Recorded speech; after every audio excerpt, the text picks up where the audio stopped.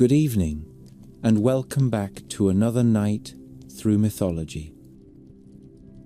Tonight, we are going to talk about the entire story of Anansi the spider.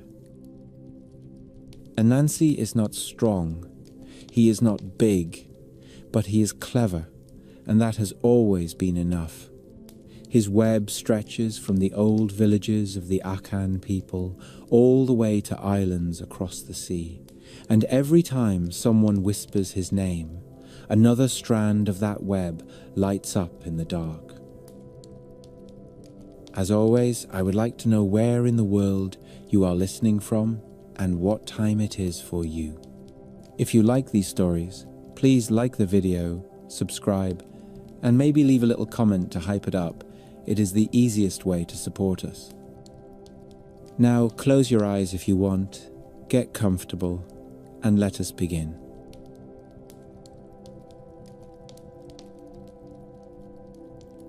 If you are still awake, let me take you to a place that feels very far from wherever you are right now.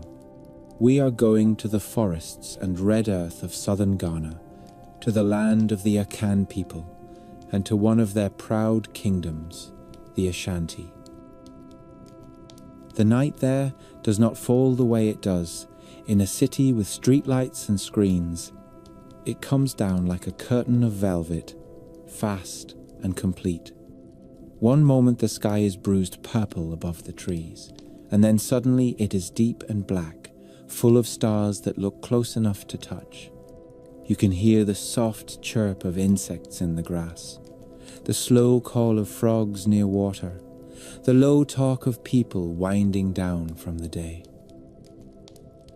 In a small family courtyard, a fire burns in a clay hearth. There are clay pots cooling beside it, a smell of smoke, spice, and something sweet that clings to the air. Children finish the last bites of yam or plantain and shuffle closer to the warm light. Men and women sit on low wooden stools or lean back against the wall with their arms folded, finally letting their bodies relax. This is the hour for stories. The Ashanti are people of gold and forest. Their kings sit on a sacred stool that never touches the earth. They carve symbols into their cloth and into the weights that they use to measure gold dust. They beat talking drums that can send messages from one village to another faster than a man can run. They know that power lives in sound, in rhythm, in a voice that knows how to hold a crowd. So when the day is done, they gather to listen, not to news in the way we think of it, but to the older news, the kind that lives in memory. Stories about the time before anyone can remember. Stories about the beginning of things, and most of all, stories about a certain little spider. The storyteller for tonight is not a priest or a king. He is an older man with careful hands and a face full of lines, or an older woman with a sharp tongue and a very kind heart. Sometimes the storyteller is a grandmother who pretends to be tired and annoyed, but already has a story picked out. Sometimes it is a traveling musician who knows a new tale from another town. What they all share is this simple gift. When they speak, the courtyard fades away, and everyone is pulled somewhere else. The children know the first step. They know that before the story can really begin, someone must say the right words. The storyteller clears their throat and says in Akan, softly at first, then louder, Anansi, spider stories. The word itself is like the key that opens a door. The children grin. Some of them answer back with the set response that means, yes, we are listening, we are ready. Adults who have heard these tales 100 times smile in spite of themselves. It does not matter how old you are or how many troubles you carry through the day. When that word falls into the warm, dark air, a small, thin spider climbs out of the cracks in your memory and sits down in front of you. His name is Anansi. In the old language, it simply means spider. But if you only imagine a little animal on 8 legs, you will miss almost everything that is important about him. Anansi is a spider and a man at the same time.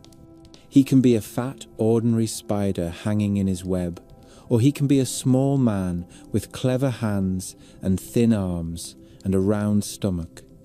He can be a father, a husband, a friend, a menace, or a fool. He can be whatever the story needs. The storyteller describes him in that calm, familiar way that makes him feel like someone you already know. Anansi loves food. He loves tricks. He loves naps. He loves to get out of work. He loves to think that he is the smartest creature who has ever walked or crawled across the surface of the earth. Sometimes he is right. Sometimes he is very wrong. This is part of the fun. Around him stretch the larger powers who rule the world of Akan myth. Above, somewhere past the limit of the stars, sits Nyame, the Sky Father, calm and distant, the one who owns the sun, the rain, the thunder, and in the oldest stories, all the tales that explain why the world is as it is. Beneath your feet lies a Sasaya, the Earth Mother, the patient ground who receives the dead and gives back crops in their season. In the forests wander spirits of rivers and trees, quiet gods with old faces who do not talk much but watch everything. In this universe, Anansi is not the strongest, not the oldest, not the most beautiful. He is not a war god. He is not a creator. His claws are nothing compared to leopard. His teeth are nothing compared to hyena. If elephant steps on him without looking down, that is the end of a spider, at least for that moment. Yet on nights like this, when people want to hear a story, they do not ask for elephant or leopard, or even Nyame. They ask for Anansi. That alone tells you something about him. The storyteller leans forward a little. The firelight turns their face into a mask of gold and shadow. They talk about the first time Anansi wriggled into the world, not with a roar, but as a tiny thought, a little knot of hunger and curiosity and mischief sitting in the mind of the people. It is almost as if the Akan needed a shape to pour their own cleverness into, a way to talk about all the sly plans people think up when they are hungry or bored or treated unfairly. So they made this creature, the spider, who is also a man. They gave him a wife, Aso, who is quiet and sharp and often much wiser than he is. They gave him children, some foolish, some clever, sometimes all of them outdone by their father, and sometimes the ones who save him from his own plans. They gave him neighbors and rivals, friends and enemies. They wrapped him in the same family and community that they knew in their own lives. Because that is what these stories really are. Not distant legends about faraway gods on cold mountains, but tales told in courtyards and doorways, in farm fields, and on long trips along the forest roads. Anansi is not a noble hero who rides into war for the honor of a kingdom. He is a small, hungry creature who wants more food and less work, just like many people secretly do. He cheats, he lies, he plays tricks. But he also gives people something. He lets them laugh at the powerful. He lets them imagine that even the smallest person can outsmart the biggest animal or the highest god. The storyteller explains, casually, that in this part of the world, stories once belonged to someone. They were not just floating around for anyone to pick up. In the oldest tales, Niame kept the stories in his keeping, high in the sky, the way a king might keep all the gold in his palace. If you wanted to know how the world began, or why the animals are like they are, or why human beings make the mistakes they make, you had to accept that those answers sat far away with the distant Sky Father. It is not so different from how knowledge works in many places. It can sit in the hands of priests or kings or learned men who write in secret scripts. But here, in this web of oral tradition, something stranger and more playful happened. A spider decided that this was not good enough. A spider wanted the stories. We are not quite there yet in our tale. That is for another night in the courtyard, another step on this path. For now, the storyteller is busy building the world around Anansi, thread by thread, so that when he finally does something extraordinary, it feels real. They talk about the markets of Kumasi, the Ashanti capital, where cloth in bright colours hangs from every stall and people bargain over gold dust, salt and cola nuts. In those markets, news travels as fast as feet and tongues can carry it. A rumour can cross a crowd faster than a bird. A joke can spread from one end of a street to the other before the sun has moved in the sky. In a place like that, a spider who deals in stories fits in perfectly. They talk about the forest, thick and full of life, the smell of rich soil and leaves, the sudden scream of a monkey, or the crash of a falling branch. This is where leopard hunts, where python curls around branches, where hornets make their paper nests, and where small things like Anansi have to move carefully if they want to survive. In that forest, strength matters, claws matter, teeth matter, but so does the ability to think 3 steps ahead of everyone else.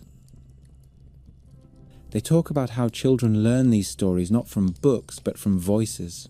There are no printed pages, no neat rows of text. The story lives in sound, in the specific way an elder tilts their head, pauses, and then drops a line that makes the courtyard laugh. It lives in the rhythm of a drum that breaks up the tale with little bursts of song, in a chorus from the children who know when to shout a set response.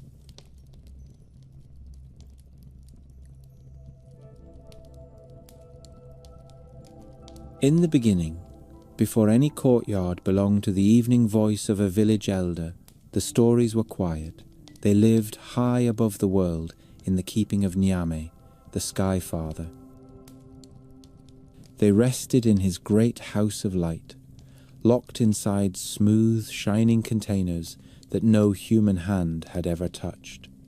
The stories of how the world began, how the gods argued, how the animals learned their ways, all of them sat on the shelves of that high house like jars of precious oil. When thunder rolled across the sky, people said that Niame was moving through those rooms. When sudden lightning tore open the clouds, people said that one of the jars had caught the light, and that for a heartbeat the world had seen the reflection of a story that it was not yet allowed to hear. Down on the earth the people worked and ate and loved and quarrelled, as people always do. They watched the seasons turn. They planted and harvested. When something strange happened, they could only shake their heads and say that the answer belonged to Niame. Why did the yam rot this year and not the last one? Why did one hunter return with meat and another come back empty-handed? Why did one child fall sick and another grow strong? The reasons for such things lay beyond the clouds. The gods and spirits knew those reasons. The animals knew some of them. They could climb higher and listen closer. But human beings did not know, and that ignorance sat heavy on them, especially in the long evenings when the work was finished, and there was nothing left but the dark and their own thoughts. In that world, one creature found the situation unbearable. Anansi did not like the idea that anything could be kept from him. He was a small spider, but inside that small body his mind moved quickly. He knew the taste of hunger, the drag of a hot day, the sting of tired muscles. He had no desire to carry any burden he did not choose. But this burden of not knowing, this feeling that he had to live in a world owned by the sky, that was something he could not live with. He heard people grumble, heard them say that Nyame kept all the stories locked away, that no one could tell a proper tale without borrowing a little rumor from the gods. If Nyame owns the stories, they said, what is left for us? Anansi listened. The more he listened, the more annoyed he became. It was not right, he decided, for one person to own the entire river of stories. If there was anything in this universe that should not belong to a single hand, it was tales. One afternoon, the sun sat high and heavy over the forest. The air shimmered above the leaves and the paths. Even the insects seemed lazy. Anansi lay on his back on a warm rock near his home, with his legs spread and his eyes half closed. A pot of food sat empty beside him. He was full, which was pleasant, but he could not sleep, which was not. His mind kept circling the same thought. Nyame has everything. Above him the sky arched like an endless blue river. Somewhere up there, the Sky Father sat with his jars of stories. Anansi stared at the sky until his 8 eyes felt dry. Then he did something that most creatures would have never dared. He decided to go and ask for what he wanted. The path to the sky does not exist for most beings. Birds have their own ways, spirits have their own roads, but for a spider who usually lives close to the ground, the climb is not easy. Anansi spun a long line of silk. He attached one end to the highest branch of the tallest tree he could find. Then he climbed. When he reached the branch, he spun another line and climbed again and again and again. The world shrank below him. The forest, that had always seemed endless, turned into a dark green cloth. The rivers were thin streaks of silver. The villages were tiny clusters of clay and thatch. Human beings were little specks that moved slowly across the ground. The air grew thinner and cooler. The sky lost its flat blue color and deepened into a darker shade. If Anansi had been any other creature, he would have fallen dizzy and afraid. But his pride blew through him like wind in a hollow reed. He would not stop now. At last he came to the place where the earth ended and the realm of Nyame began. The great house of the Sky Father stood there, brighter than the sun, yet not painful to the eyes. Its walls shimmered. Its roof vanished into light. 2 enormous attendants, more force than form, watched the entrance. They saw the tiny spider climb over the edge of the world and stagger toward the gate. One laughed. "What are you doing here, spider?" "I have come to see Nyame," Anansi said. The attendants looked at one another, amused. Many kings had sent messengers to speak with the Sky Father. Great chiefs had begged for his attention. Spirits had waited years for an audience. None of them had been a spider. The attendants murmured to one another, and the sound of their conversation was like distant thunder. At last, still grinning, they allowed him to pass. It would be an amusing diversion, they thought, to watch this small creature embarrass himself. Inside the house, the light seemed to come from everywhere and nowhere at once. Smooth jars and shining chests lined the hall. Anansi felt their presence before he fully saw them. Each container held a story, alive and quiet, waiting for a listener who would never come. The air hummed with their trapped voices. On a high seat at the far end of the hall sat Nyame. He was not young, and he was not old. He was as he had always been. His eyes had watched the first fire, the first quarrel, the first song. He looked down at Anansi. "Small spider," he said, "you have climbed high. Why are you here?" Anansi straightened his thin shoulders. "I have come to buy the stories," he said. The words fell into the hall like a stone into still water. One of the attendants coughed, trying not to laugh. The other did not bother to hide his amusement.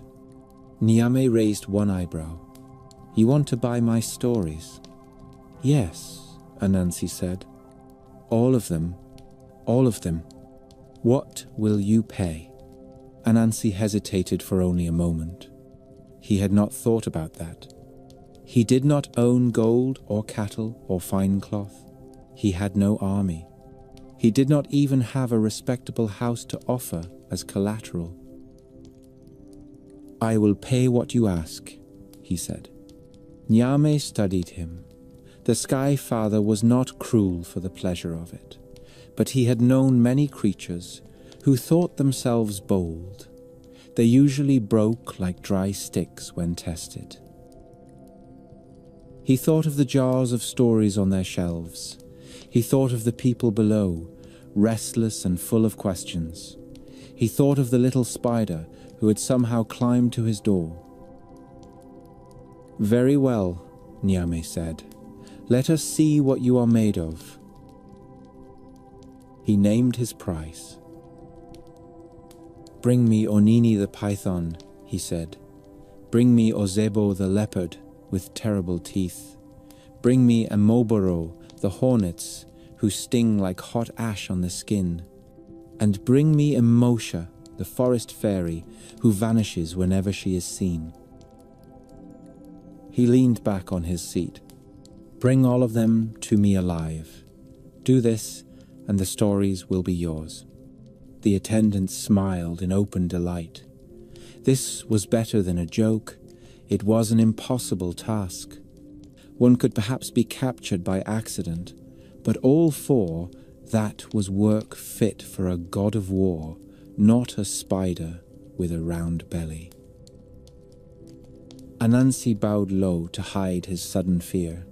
His mind raced. Niam had not refused him outright. The door remained open, however narrow. As long as there was a door, Anansi believed he could squeeze through. "I agree," he said, his voice steady. "Wait for me." He turned, left the hall, and climbed back over the edge of the sky. The descent went faster. The earth swelled up toward him, real and comforting. When his feet finally touched the bark of the highest tree, his legs trembled with weariness. He made his way down branch by branch, until he reached the ground.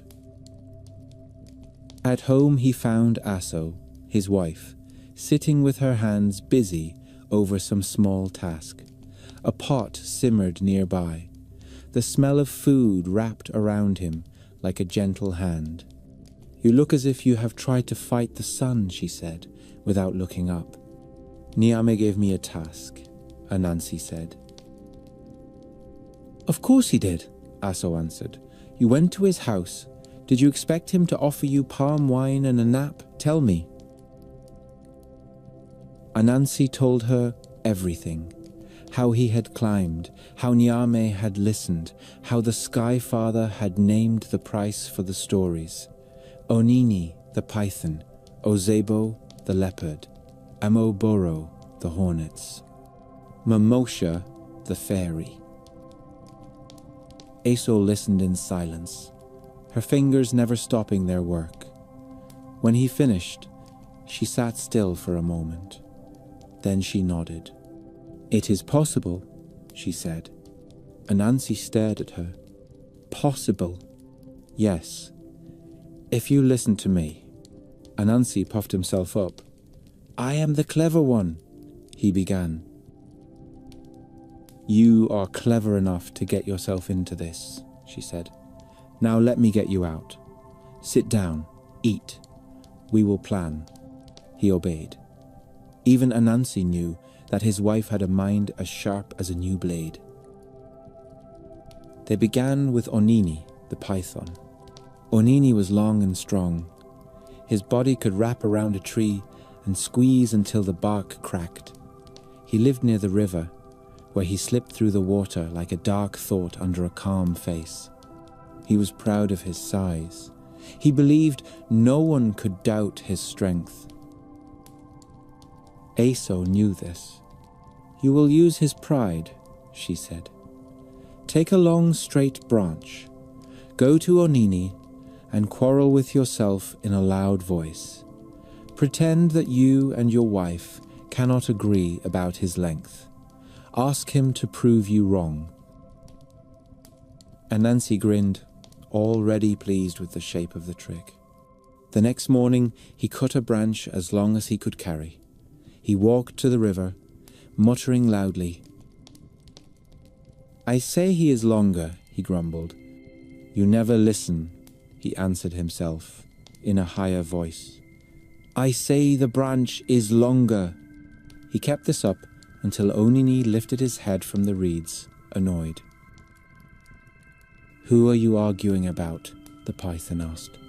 "You," Anansi said. "Aso says you are not as long as this branch. I say you are much longer. I told her you could wrap yourself along it twice over." Onini hissed in outrage. "Twice over? I am longer than any branch in this forest." "Then prove it," Anansi said. "Lay yourself along it so I can show her I was right." Onini moved to the branch, his scales whispering against the ground. He stretched himself out full length. "You see," Anansi said, his voice full of admiration. "You are longer already, but Aso will never believe me unless you stay still. I will tie you on just to show her." Before Onini could reconsider, Anansi looped strong vines around the python, around the neck, around the middle, around the tail. He worked quickly, humming to himself. By the time Onini realized that this was not a simple measurement, he was bound tight to the branch. He thrashed, but the vines held. Anansi wiped his forehead and laughed. "Nyame will be pleased with you," he said to the furious python, and he set off through the forest, dragging the heavy branch behind him. One task was done.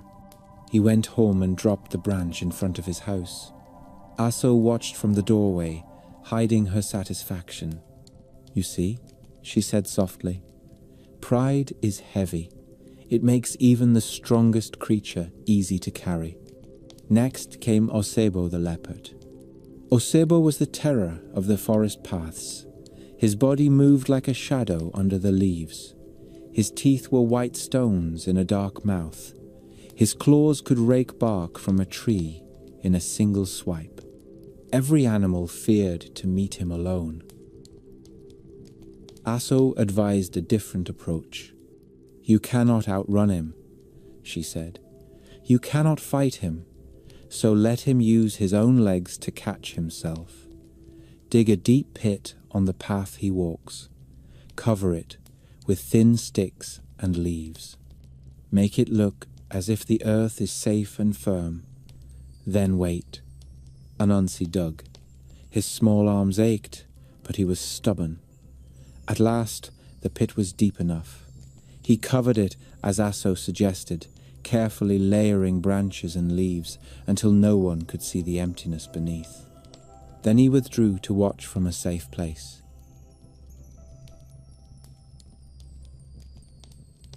The sun rose higher. The forest buzzed. After a long while, Osebo came down the path. His tail flicked lazily. He was thinking of nothing in particular. When a creature has no fear, it moves without caution. He stepped onto the false ground. The thin stick snapped. The leaves gave way. Osebo dropped with a roar into the darkness of the pit. Anansi waited until the echoes of the fall died. He walked to the edge and peered down. 2 angry eyes glowed up at him. "So, Osebo," he said pleasantly, "the mighty hunter is in a hole." "Get me out," the leopard snarled. "I will tear you apart if you do not." "If I leave you there," Anansi said, "you will die. If I pull you out, you will kill me. This is a poor choice for me." He pretended to think. "Very well," he said at last. "There may be a way that is safe. I will lean my ladder into the pit. You climb it slowly. Keep your claws away from me. We will see if we can both leave this hole alive." Desperation cooled Osebo's anger. He was too proud to ask for help, but too afraid to refuse it. Anansi dragged a heavy log to the edge and let one end drop into the pit. "Climb," he said. Osebo dug his claws into the log and pulled himself upward. His muscles bunched. His breath came in harsh bursts.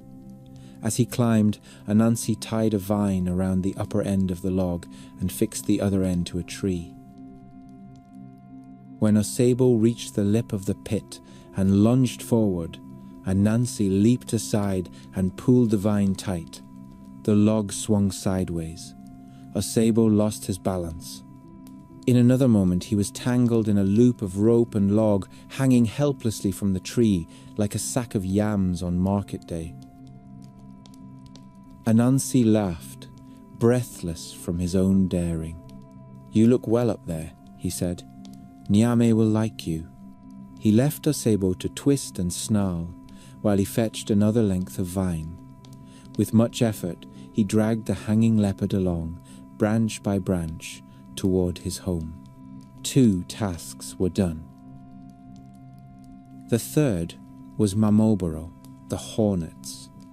If pride was the weakness of Onini, and careless confidence the weakness of Osebo, then anger was the weakness of Mamoboro.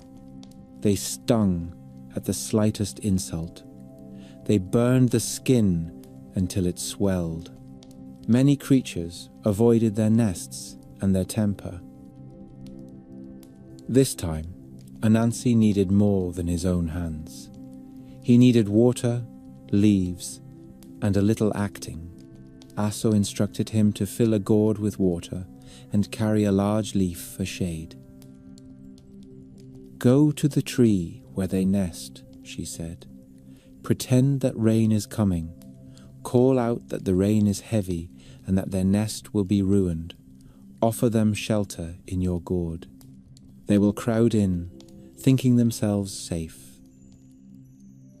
Rain in this part of the world can fall like poured river water, sudden and intense. Hornets hate heavy rain. It drowns their young and breaks their nests. The fear was real. Anansi went to the tree and stood beneath the hanging nest.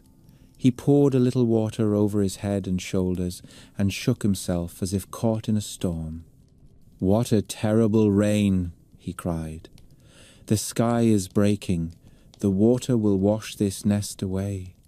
The hornets stirred. A few flew out to look at the dry earth, puzzled. "You do not feel it," Anansi said, waving the leaf above his head. "That is because I am holding a leaf to cover myself. The rain is all around. It is invisible, but it will come in a rush. You will drown if you stay where you are." The hornets buzzed in alarm. "What can we do?" "You must hide quickly," Anansi said. "Here, in this gourd. It will keep you dry." He held up the gourd as if it were a blessing. The hornets did not stop to think long. One after another they streamed out of the nest and into the gourd, filling it with angry wings and sharp stings that could not reach him. When the last one entered, Anansi slapped a leaf over the mouth of the gourd and tied it tight. The trapped hornets threw themselves against the sides, but the gourd was strong. He grinned. "Rain is tricky," he said. "Sometimes it falls on those who rush too quickly." 3 tasks were done. Only one remained. Mimosha, the forest fairy, was the hardest. She was small and beautiful, with delicate limbs and bright eyes. Some said she had backward feet that made her tracks impossible to follow. She could vanish like mist in sunlight. Hunters who tried to catch her came back empty-handed or not at all. Aso sat for a long time before she spoke. "You cannot catch a fairy with fear," she said. "You must catch her with curiosity and annoyance. Make something that looks like a child, something she will want to scold or question. Coat it with sticky gum from the trees. When she touches it, she will be trapped." Anansi went into the forest and gathered sap from the gum tree, thick and clear. He shaped a rough figure from a stump and branches, like a small human. He covered it with the sticky sap until it gleamed. Then he set the figure by the side of a narrow path and put a small bowl of mashed plantains in its wooden hands. When he had finished, the figure looked almost alive, a silent child offering food. Anansi hid himself nearby and waited. The forest is never entirely quiet. Birds called, insects droned, leaves whispered. Time passed. At last, light steps approached. Mimosha came along the path, humming softly to herself. Her skin was the color of fresh bark, her hair curled around her face, her eyes were sharp and curious. She saw the sticky figure and stopped. "Child," she said, "what are you doing here alone? Why are you not answering me?" The figure said nothing. "It is rude not to greet someone," Mimosha said. "When an elder speaks to you, you must answer. Do you not know this?" Still, the figure said nothing. Mimosha frowned. She walked closer and reached out to tap the figure on the shoulder. Her hand stuck fast in the gum. She gasped and pulled. The sap held her. "Let go of me," she cried. "This is an insult." The figure did not move. "If you do not release me," she shouted, "I will strike you." With her free hand, she slapped the figure. That hand stuck as well.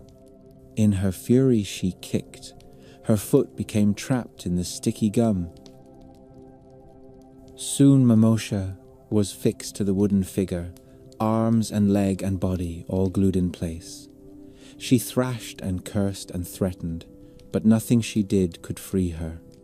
Anansi stepped out from his hiding place, smiling with a politeness that only made her angrier. "Good day, Mamotia," he said. "What a pleasure to find you here." "You tricked me," she hissed. "I found you in a very unfortunate position," he answered. "Niame will be interested to see you." He untied the sticky figure from the stump and carried both it and the struggling fairy away. By the time he reached his home, the yard was crowded. Onini lay bound to his branch. Osebo hung snarling from a tree, tangled in vine and log. The gourd that held the hornets shook and buzzed. The fairy glared, glued to her wooden companion. Aso looked over the collection with calm satisfaction. You have what Nyame asked for, she said. Anansi felt a strange tightness in his chest, part triumph, part disbelief. All that remained was to claim his reward. He climbed again, past the tallest tree, past the thinning air, past the place where the earth dropped away and the sky began. This time, he did not come alone. By whatever magic the story allowed, his captives came with him, Onini on his branch, Osebo in his swinging trap, Momoboro in their gourd, Mamosha on her sticky figure. The attendants at the gate of Nyame's house stared in open shock. "The spider has returned," one said. "And he has brought the impossible," the other added. They let him in, without a word. Nyame watched them approach. His calm face did not change, but something in his eyes brightened. "Small spider," he said. "Great Sky Father," Anansi answered. "You have brought Onini." "Yes." "You have brought Osebo." "Yes." "You have brought Manaboro." "Yes." "You have even brought Amoesha." "Yes," Anansi said once more, his voice steady. Nyame rose from his seat. He walked slowly among the captives, examining each one. The python bound by his own pride, the leopard trapped by his own haste, the hornet sealed in their argument, the fairy glued fast by her own temper. He nodded. "You have done what I asked. No one else has ever dared to ask for my stories. No one else has earned them." He turned to the shining shelves that lined his hall. With a gesture, he called one of the jars to his hand. It came without sound. The glass was clear, and inside it Anansi saw a rush of colors and shapes and voices, like all the evenings of the world crowded together. Nyame opened the jar. The stories rose and flowed out like smoke and wind and song. They streamed past Anansi and poured down through the open door of the sky toward the world below. They spread into forests and villages, into riverbanks and markets, into courtyards and firelit rooms. "From this day," Nyame said, speaking in a voice that reached the earth, "the stories will no longer live only in my house. They will live wherever people gather to speak and listen. They will belong to those who tell them and those who remember." He looked down at Anansi. "And their keeper will be you." Anansi felt the stories brush his small body, bright and warm and cold all at once.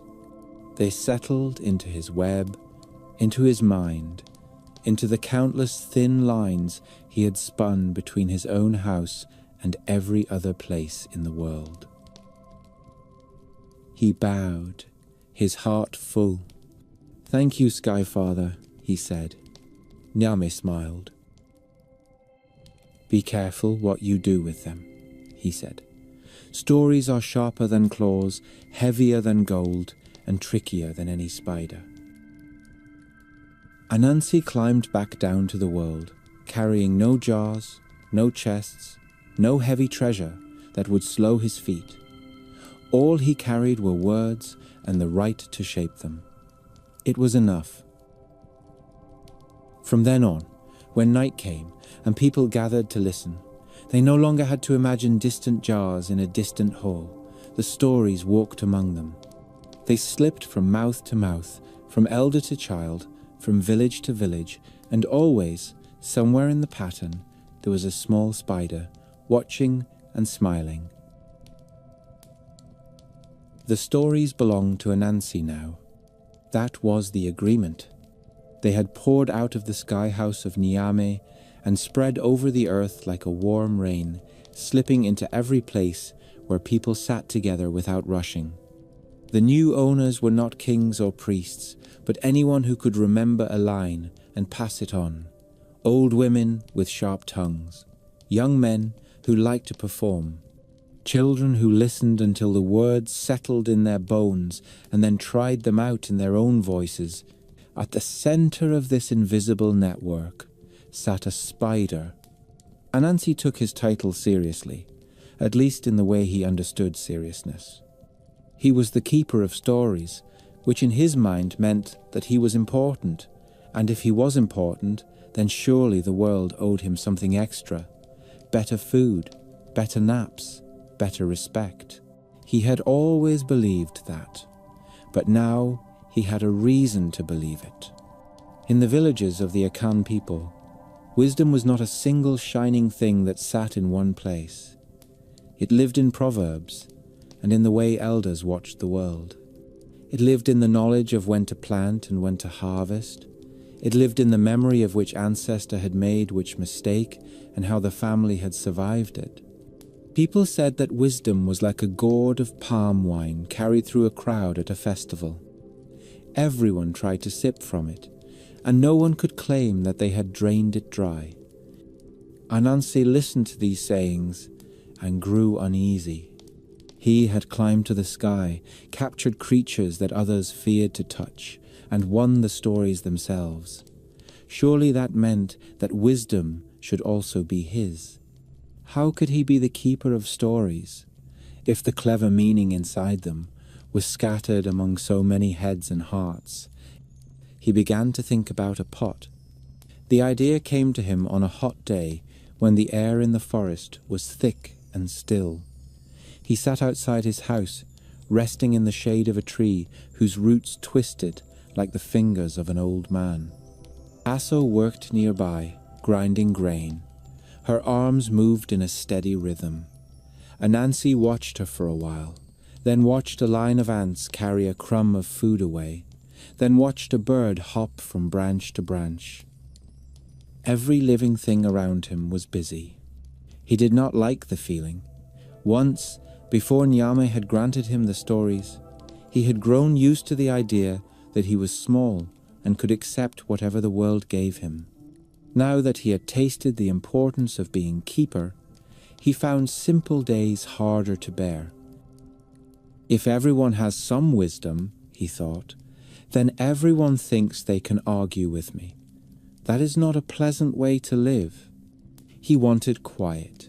He wanted the kind of authority that does not need to explain itself. He wanted to feel, once and for all, that he was above the crowd in something more than name. So he decided that he would gather all the wisdom in the world and keep it for himself. The plan was absurd, but Anansi was at his most dangerous when an absurd desire took hold of him. He did not see the shape of the task. He only saw the result he wanted. He went to Nyame again. This time the climb felt shorter. Familiar roads never seem as long. Nyame listened without surprise. The Sky Father had seen many creatures come to him with strange wishes: power, immortality, revenge. Anansi's request was no more ridiculous than those. "You want wisdom," Nyame said, his voice quiet. "I want all of it," Anansi answered. Nyame regarded him for a long time. "You do not ask for a little," he said. "I do not like small gifts," Anansi said. At another time, in another story, that answer might have brought punishment. But Nyame was still amused by this spider who had already upset the old order of things once. "Very well," the Sky Father said at last. He reached behind his seat and brought out a clay pot. It was not decorated with gold or jewels. It was rough and pale, the kind of vessel any village potter might have made. Only the depth of it was strange. When Anansi peered inside, he could not see the bottom. "Wisdom already exists in the world," Nyame said. "I will place what I have gathered in this pot. That does not mean that no wisdom remains below. But this will be the heart of it. Guard it well." He breathed into the pot. What poured out of his mouth was not visible, but Anansi felt the air change. The hairs on his legs rose, his skin prickled.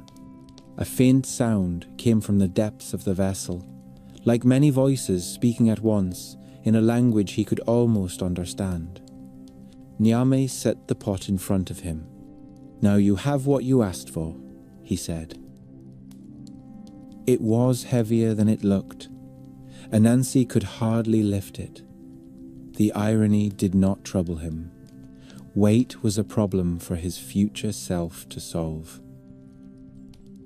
He thanked Nyame, bowed, and began the long journey back. On the way down to earth, he discovered his first difficulty. Wisdom did not like to sit quietly in one place. It pressed against the sides of the pot. It tried to seep out through the tiny imperfections in the clay. It whispered to him, a soft murmuring that made his head spin. "This is too much," he thought, staggering on the branch of a tall tree. "If I walk through the forest like this, someone will bump into me and the pot will spill, or they will see it and begin to ask questions. They will want to drink. They will want to share. The whole point of all this is that no one is supposed to share."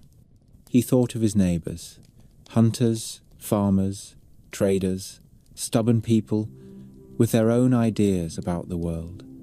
People who would say that no pot could hold what they carried in their heads. He needed to hide the pot somewhere no one else could reach. Anansi considered many options. He could bury it in the ground. But people were always digging for yams or making new foundations for houses. He could sink it in a river, but there were fishermen, and there were spirits in the water who might sniff it out. He could hang it in his own house, but that was the first place family would search when he was not looking. In the end, he settled on the same solution that had carried him to Nyame: height. "If I take the pot to the top of the tallest tree," he thought, "no one will ever find it. I will be the only one who knows where it is. Whenever I need wisdom, I will climb up, open it, and drink as much as I like. Then I will come back down and speak with the authority of the sky." The plan pleased him. Back on the earth, he went to a tree that stood alone at the edge of the forest. Its trunk was thick. Its branches rose high above the lesser trees.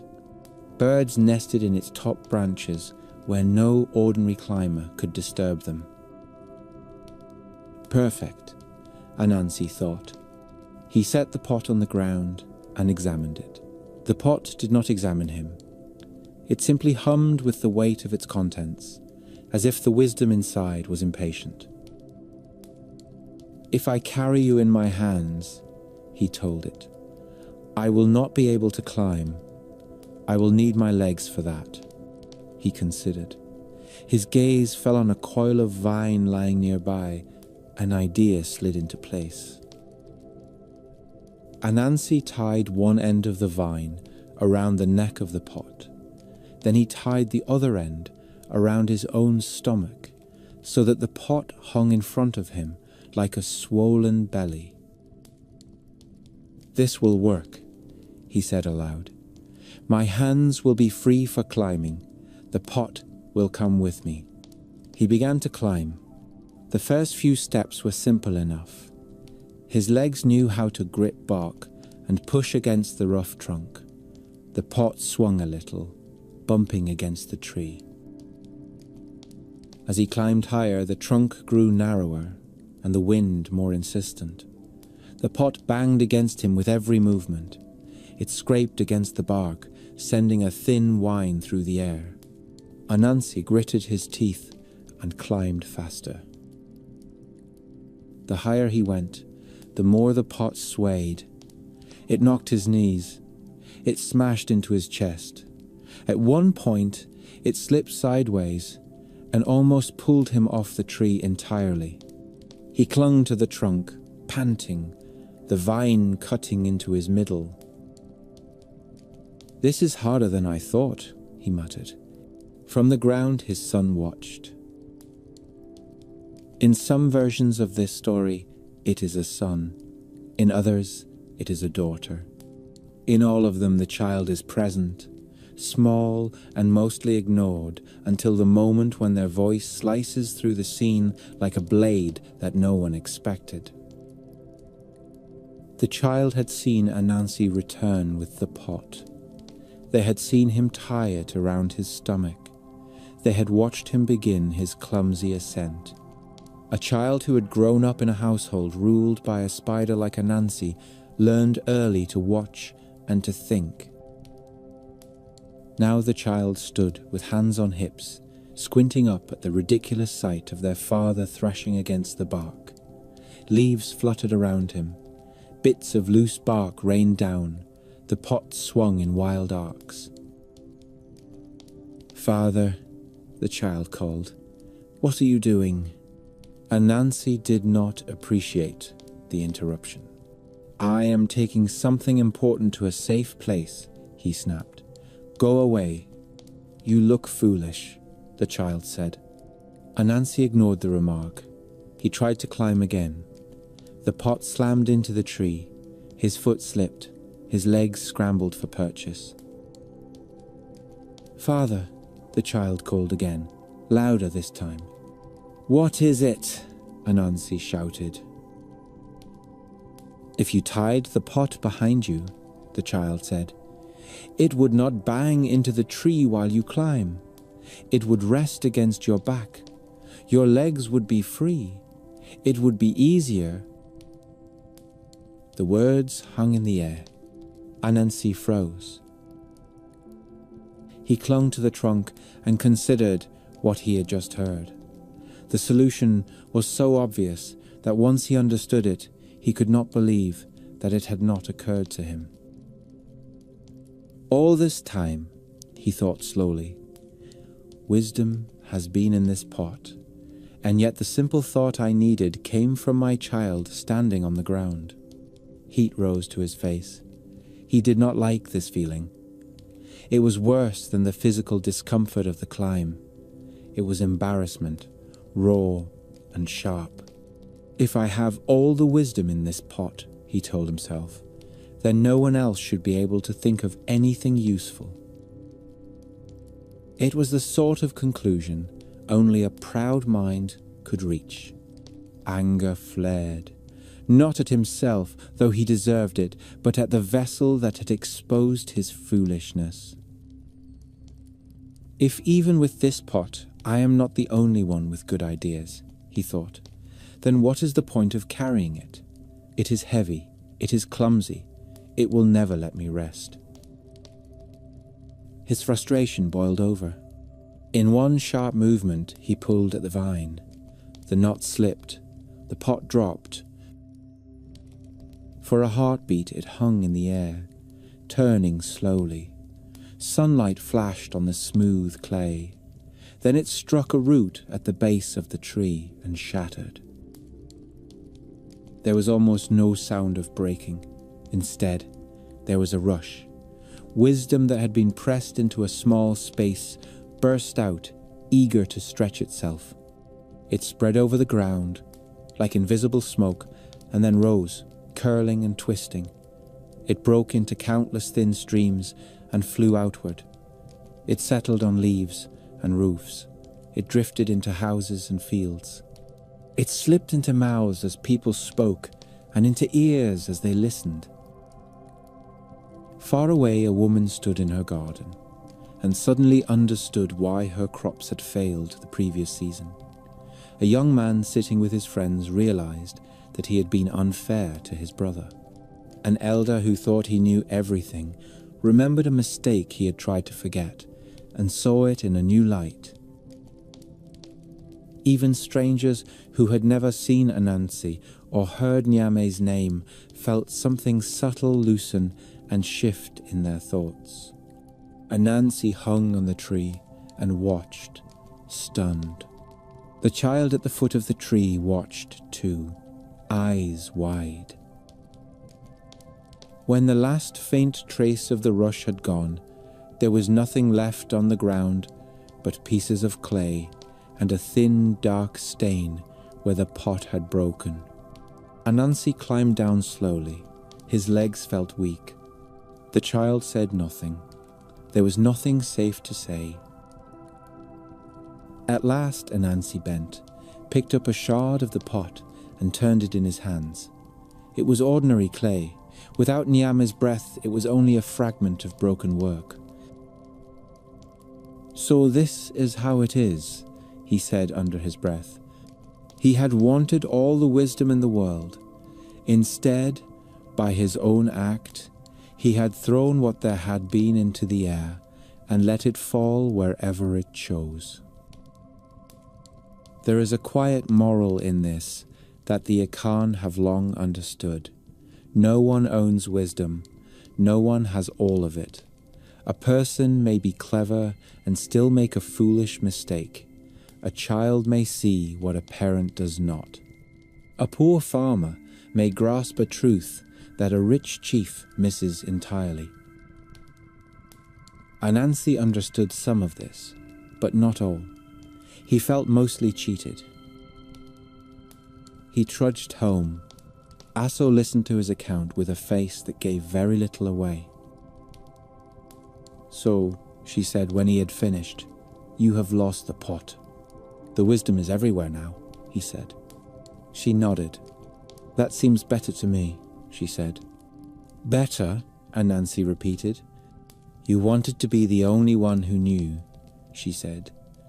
"But if you were the only wise one, who would listen to your tricks? Who would understand them? A story only matters when someone else can see a little piece of themselves inside it."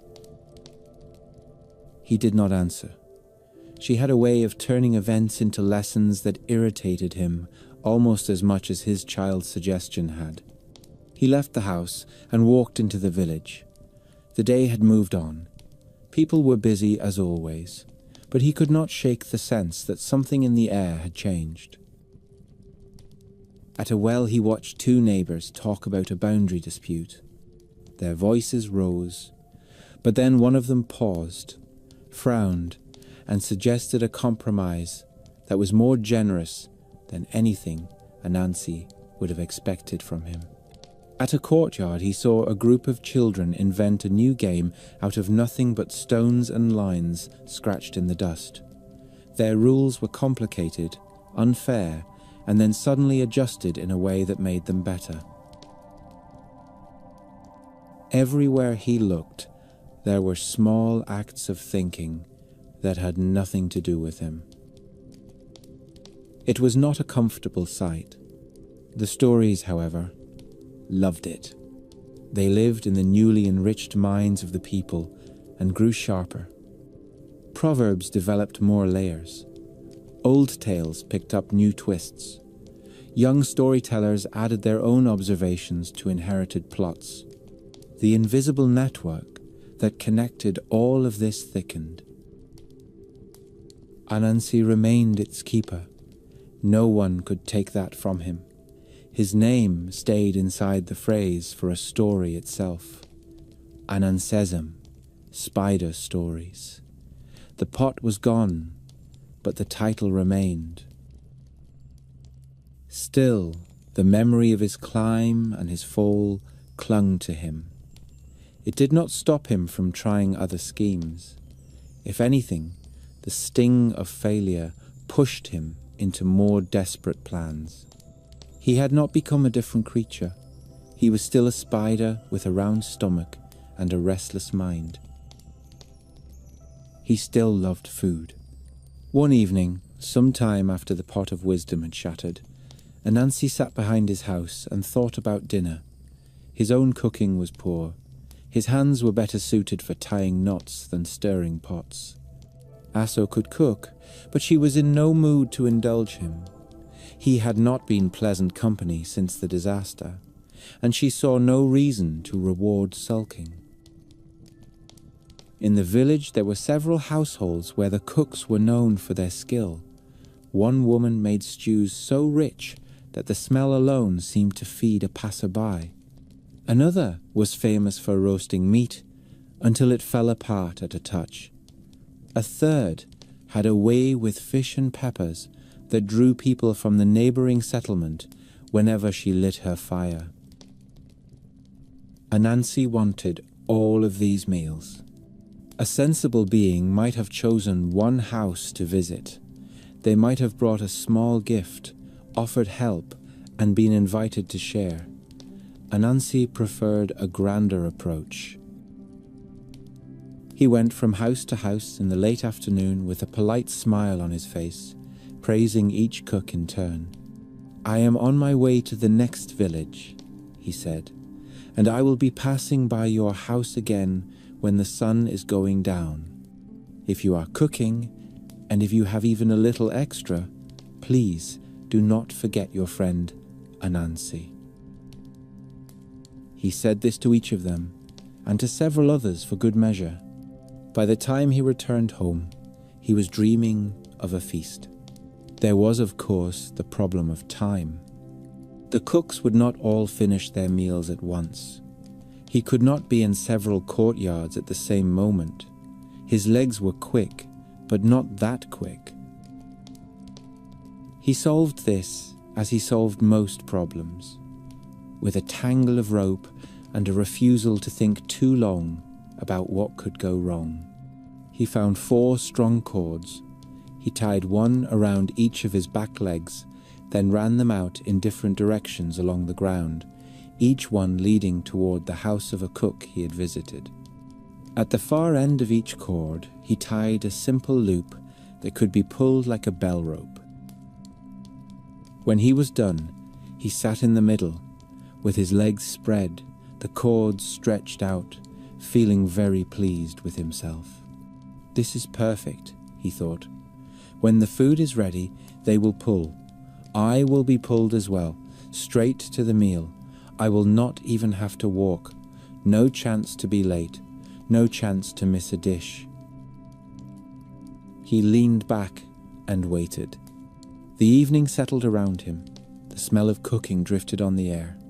He thought of meat and fish and rich stew. His stomach growled.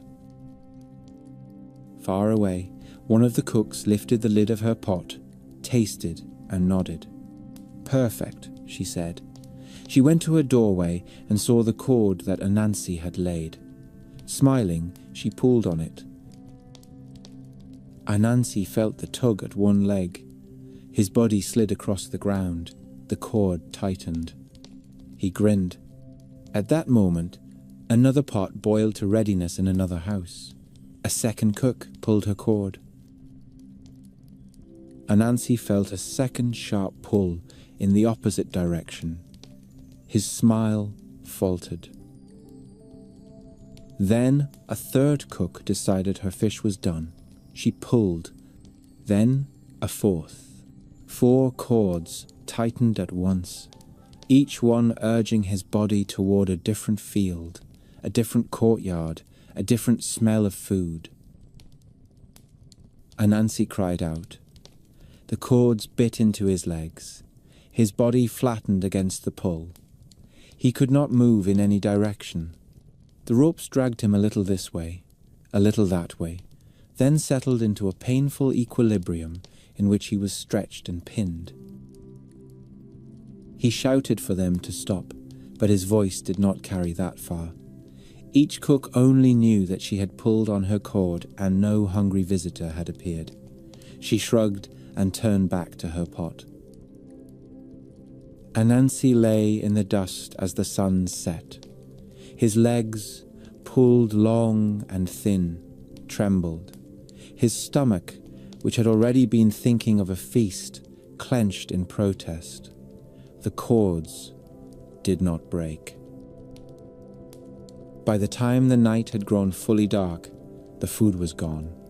The cooks had eaten, their families had eaten, the pots had been scraped clean. At last the cords went slack. Anansi dragged himself free, shaking and furious. His legs, stretched by the strain, did not quite spring back to their old shape. They remained long and spindly. He had tried to surround himself with comfort and abundance. What he had created instead was a trap that held him fast, unable even to crawl toward the thing he desired most. Akan children hearing this story learn quickly why spiders look as they do. Their round little bodies perched on long thin legs make more sense with the image of Anansi pulled in several directions by his own greed. They learn something else as well, though they might not be able to say it in words. Cleverness without restraint is not the same as wisdom. Anansi continued to collect schemes and bruises in equal measure. The world around him collected quiet understanding from his failures. The pot was gone, but the lessons it represented were seeping into everything. There came a time when the forests and gold streams of the Akan lands no longer defined the farthest edge of Anansi's web. The roads of traders that once brought salt and cloth and kola nuts from the north began to carry something darker. At first it was a rumour that slipped into markets and along the drums. Foreign ships had begun to press toward the coast in larger numbers. Men with pale faces and strange clothes wanted more than ivory and gold. They had discovered a trade that paid in human bodies, and once that discovery was made, they did not let it go. On the ridges above the rivers, the air still smelled of rain on leaves and smoke from cooking fires. But in the coastal towns, the harbour water grew crowded with hulls that did not belong to any known people. Wooden mouths yawned open along the decks, waiting to swallow men and women and children. Chiefs made bargains that they would one day pretend not to remember. Middlemen from inland kingdoms brought captives taken in war or seized in raids. The old network of trade that had tied West Africa to the interior and the desert now tied it to distant ports that no one in the villages had ever seen.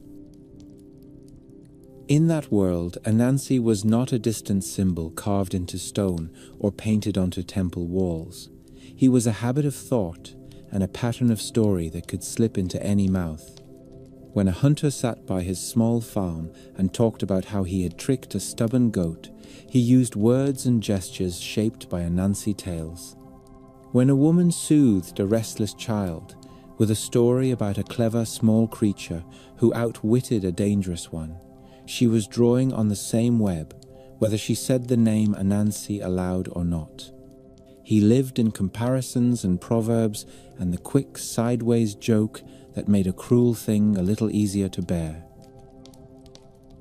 The ships that waited at anchor in the Gulf of Guinea had room for none of these subtleties. Their holds were low and dark. The smell inside them was something new in the world. The combined weight of fear, sweat, blood, waste, salt, and despair packed into a space without air. Sailors on the upper decks told each other that the captives were animals that only happened to look like people. It was easier that way. Traders on shore counted cowries and iron bars and lengths of cloth, and did not look closely at the faces of those they sold. It was easier that way as well. In the interior, where the forest paths had not yet given way to chains, Akan families still gathered in courtyards at night to listen to Anansi stories. Children laughed when the spider flattered himself into trouble and then wriggled out again. Adults smiled at the way powerful animals were made fools of. There was no sense yet that the stories would soon be asked to carry more than amusement and gentle lessons. But the seeds of that change were already planted in the soil of the time. A people who had shaped their trickster as a small and underestimated creature who dared to challenge the strong had given themselves a figure who would be waiting for them in their worst hour. One season the raiders came early. The rains had not fully settled, and the sky over the fields was full of low cloud. A group of men moved through the edge of an Ashanti village with quiet coordination that did not belong to farmers. They had muskets as well as spears. They knew which houses held men of fighting age, and which held women whose work in the fields had hardened their backs and arms. The rush was sudden. Doors burst open. Shouts tore the morning apart. A few gunshots cracked, and when the dust settled, many of those who had slept in that village the night before were on the ground bound together by rope. Among them was a boy who had once sat with his grandmother at the edge of that same courtyard and listened to Anansi brag about his own cleverness. He could still picture his grandmother's hands as she described the long body of Onini the python and the spotted coat of Osibo, the leopard. He had laughed at the idea of a spider carrying a jar of stories from the house of a sky god. The memory stayed with him now as he stumbled in a chain gang toward the coast, the rope cutting into his skin with every step. It sat in his mind like a small, hard seed that refused to be crushed no matter how often he fell. Days later, herded into the hold of a ship with hundreds of others, the boy lay in the dark and tried not to breathe too deeply. The weight of bodies pressed on him from every side. There was no room to stretch his legs. The air was hot and wet, full of the sound of coughing and the low, broken moans of adults who had no more tears to give. The ship creaked and shifted around them like a living thing that did not care one way or another whether they survived. He did not know where he was going. None of them did. Earth's familiar smells were gone. The rhythm of life that had once been marked by the call of birds and the bark of dogs was replaced by the heavy slap of water against the hull and the strange cries of sailors overhead. But his grandmother's stories remained as sharp as the lines of a carving. He could hear her voice in his head, matter-of-fact and amused, telling how Anansi had tricked Nyame and brought stories down to earth. In that hold, where language, family ties, and the map of the world itself had been ripped apart, Anansi became something else. He had been a nuisance and a delight, and a teacher of modest lessons. Now he took on the heavier task of helping people stay human in a place designed to make them forget that they were anything more than cargo. The boy began to murmur the familiar story under his breath, not loudly, because any sound that was not in the master's tongue drew a blow, but just enough for the vibrations to reach. The woman pressed against his shoulder. She did not understand the words, for she came from another people farther inland, but she recognized the tone, the rise and fall of a tale. In time, she added a line of her own, speaking of a rabbit that had tricked a lion in her homeland. The ship crossed the ocean on currents that had always been there, long before any human had thought to lay a hull across them. The sailors called the route the Middle Passage, for the captives below it felt like passage out of the known world entirely. Those who survived the crossing arrived in lands where the sky looked the same, and the stars returned in their old positions, but everything beneath that sky had been changed.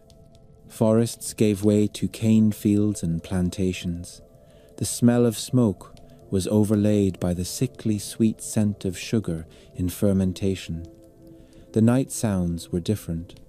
The language of the masters was harsh and clipped. On one such plantation, on an island where mountains rose green and steep from the sea, and the wet heat wrapped itself around every living thing, the boy found himself among strangers, who shared nothing with him but the rough shack, the work, and the memory of capture. The plantation had a name given by its owner, a French word that had nothing to do with the people who cut cane there from dawn until their hands bled. The overseer had his whip, the owner had his ledgers, the priest who visited on certain feast days had his book, and the captives had almost nothing that the law recognized as theirs at all. Almost nothing, but not truly nothing. Even on a plantation, there are moments that work cannot reach. There is the thin time between the last shout of the overseer and the closing of the shack door. There is the brief, breathing space on a Sunday afternoon when the fields are quiet. There is the time in the night when exhaustion presses the mind towards sleep, but does not quite succeed. In those cracks between labor and rest, something older than whip marks and profit margins took root. People began to trade stories, not only as diversion, but as a way of stitching their broken selves together. The boy listened and learned. The rabbit that had tricked the lion in the woman's story met the spider from his grandmother's tales. The two figures did not fight over space. There was room enough in those crowded shacks for every trickster that anyone could remember. Each new character sharpened the others, like knives kept in the same drawer. On some nights, when the moon was bright through the cracks in the wall, someone would begin with the familiar words that in Akan lands announced Anansi tales. The phrase did not always survive intact. Tongues, shaped by different languages, bent it, stretched it, broke it, and remade it. In some mouths, Anansi became Anansi. In others, his name blurred into something closer to Nancy, a sly figure who could be male or female depending on who spoke. The small spider, who had once lived by the courtyards of Ashanti people, now walked uneasily beside new animals from other coasts and rivers. He adapted. Tricksters are good at that. The facts of the slave trade left marks not only on bodies, but on imagination. The plantation was a theatre of power where roles seemed rigidly assigned. The master commanded, the overseer enforced. The enslaved obeyed. But in the invisible space of story, the order could be reversed. Anansi could make a powerful tiger look ridiculous. He could steal food from under the nose of a man with a whip. He could vanish into thin air at the moment when the master's hand came down. None of this changed the reality of work in the fields, but it carved out a mental corner in which resistance could be imagined, rehearsed, and tasted. The boy grew. His Akan name dropped away under the flat labels the plantation preferred, but the stories he carried did not. He learned new songs, new dances, and new curses. He watched people who had been born into slavery on that island tell their own versions of the tales he knew, with details that belonged to cane and copper kettles and sugar mills instead of to yam fields and forest paths. The main shape remained.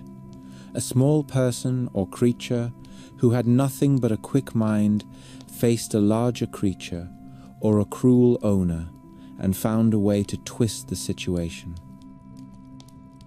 Scholars many years later would sit in cool rooms with books and call this cultural continuity.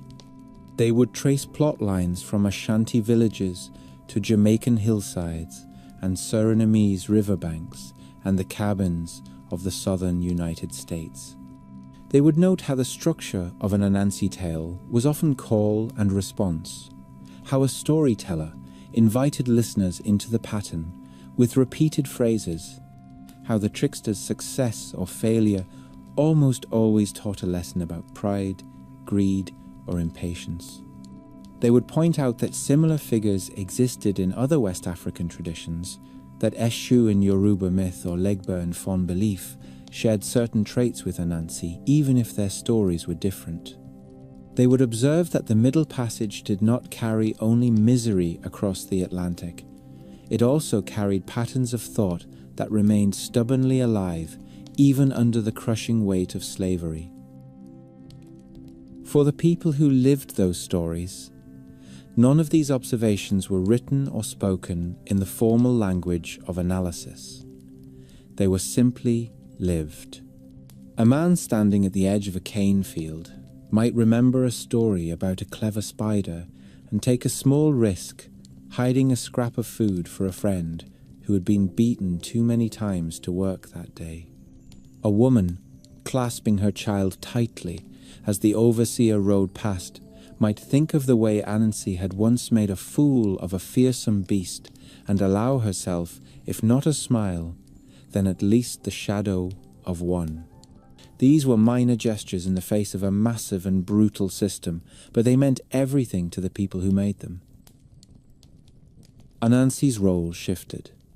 In Ashanti country, he had been allowed to fail and fall on his face in the dust as often as he triumphed. His antics were tolerated because they reflected a normal human mix of flaws. On the plantation, the stakes of failure rose so high that people sometimes preferred versions of the tales in which he won more often. A figure who could consistently outwit a dangerous enemy was easier to bear than one who was constantly made to look foolish. Yet the older rhythm did not vanish entirely.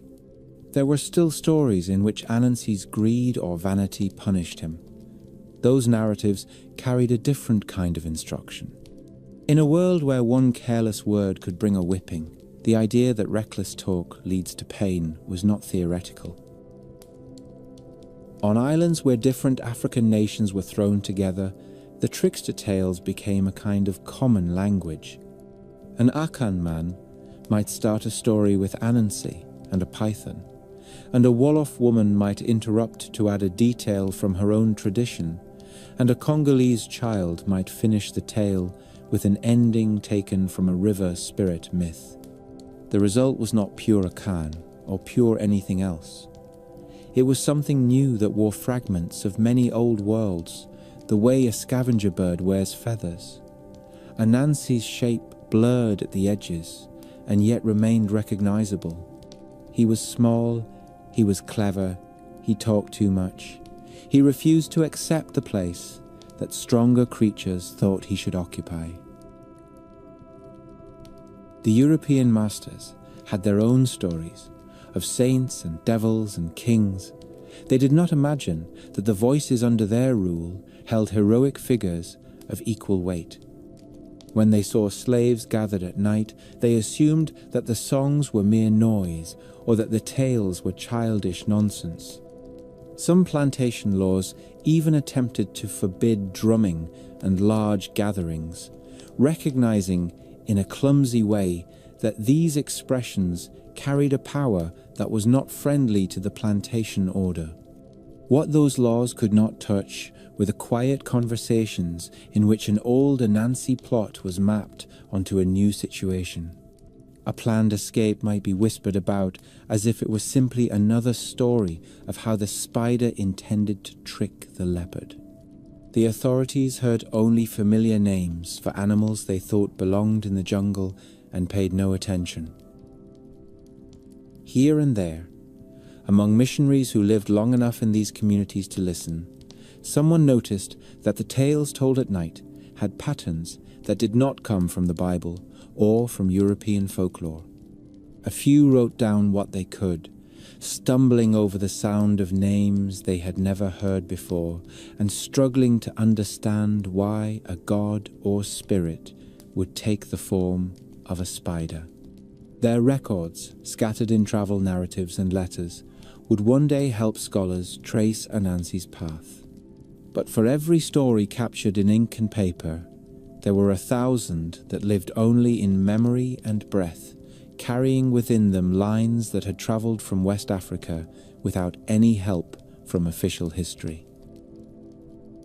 Back in the lands of the Akan, the Ashanti kingdom rose and fell in wars against the British.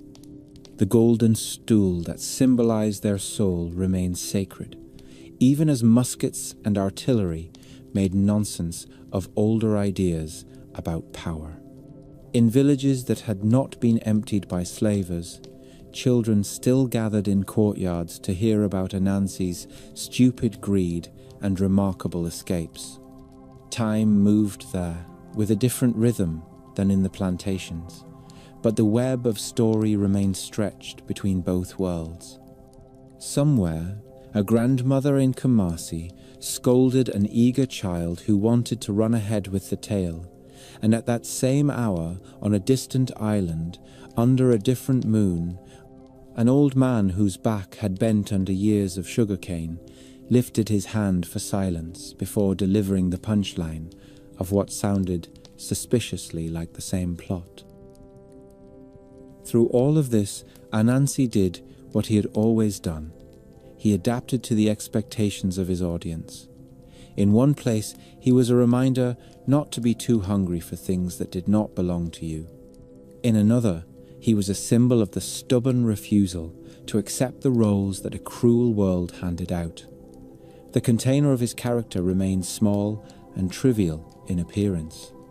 The substance inside grew stronger and more complex with every passing generation. The boy who had once listened to his grandmother's Anansi tales in an Ashanti courtyard grew to be a man with scars on his arms and a voice roughened by shouting over the noise of the mill. He had children of his own now, born into bondage but not empty of inheritance. On some nights, when the overseer's temper had been less vicious and the day's work less punishing, he would sit by the door of the shack with his children clustered around his knees and tell them about a spider that had gone to the sky to win the stories for the people. He would describe Nyame without ever using the old name, shaping the sky god instead as a distant master who had thought he owned all the tales. He would speak of the bargains that the spider made and the impossible tasks he completed. His children laughed and gasped and sometimes frowned, seeing pieces of their own world in the descriptions. He did not know that in telling these stories he was performing an act of cultural survival that scholars centuries later would treat as remarkable. To him it was simply the most natural response to the day's pain. If his children knew the story of the spider who had refused to let one power keep all the stories for itself, perhaps they would find a way to refuse some of what their own masters claimed as unquestionable authority. Perhaps they would not, but the possibility was there, carried in words that had crossed an ocean in memory alone.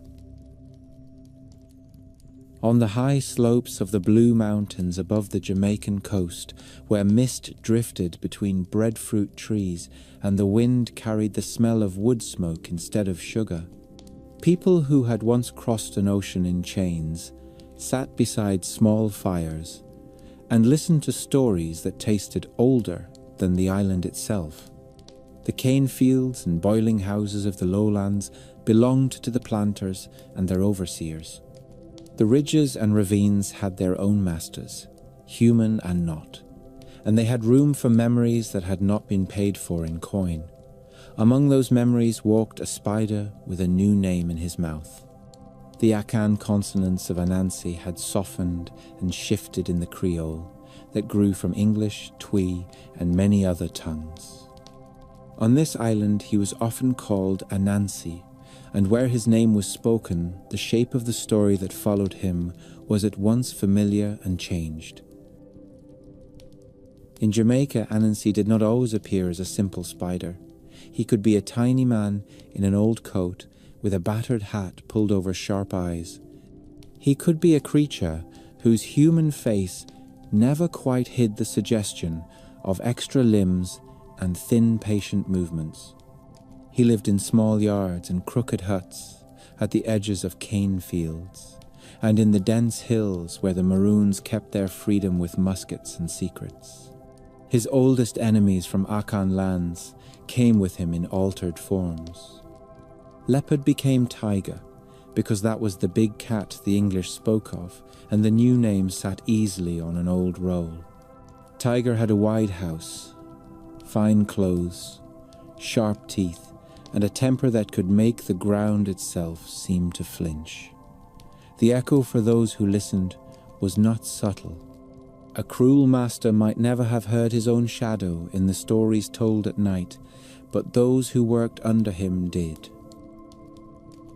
Anansi tales on the island often began with a chant or a fixed phrase that invited the listeners inside the world and promised that whatever else was happening in the day, this piece of the night belonged to words. The performer might beat time with a stick or clap a slow rhythm, and children would answer in chorus. It was not only entertainment. In a world where bodies were controlled by field schedules and bell times, the act of answering a call inside a story was a tiny rehearsal of another kind of response, one that did not come from the overseer's shout.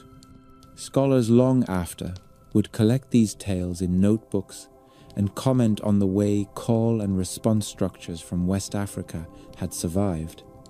But on the slopes and in the yards, people simply spoke and replied, because it felt right. The plots changed to fit the new world. In one cluster of stories, Anansi managed to trick Tiger into lending him money or food with the promise of repayment that never came. Tiger stood for the wealthy and the powerful, pleased with his own position and convinced that he would always come out ahead in any bargain. Anansi, small and apparently deferential, nodded and bowed, and promised to bring back a share of whatever profit he claimed to expect. The details of the trick varied. Sometimes Anansi pretended that he had found a way to turn dirt into meat. Sometimes he claimed that a rich relative abroad had left him a hidden treasure, and he would be happy to share once the chest arrived. Tiger, greedy and confident, fell for each new version in turn. By the end of the tale, Anansi had eaten the food or spent the money and left Tiger to rage, trapped not by ropes or pits, but by his own belief that the world owed him a constant flow of gain. In other tales, Anansi played a more dangerous role, standing in directly for the enslaved who dreamed of escape. He might persuade Tiger to tie himself up in order to prove his strength, then leave him helpless while other animals raided his stores. He might trick a powerful figure into walking into a trap disguised as a gift. The laughter that followed such stories did not erase the pain of the plantation day, yet it loosened it for a moment, made it possible to imagine that the rigid lines of authority, visible under the sun, might not be unbreakable laws of nature. A trickster who could humiliate Tiger without being destroyed offered a small, necessary hope that the world was not entirely owned by the largest teeth.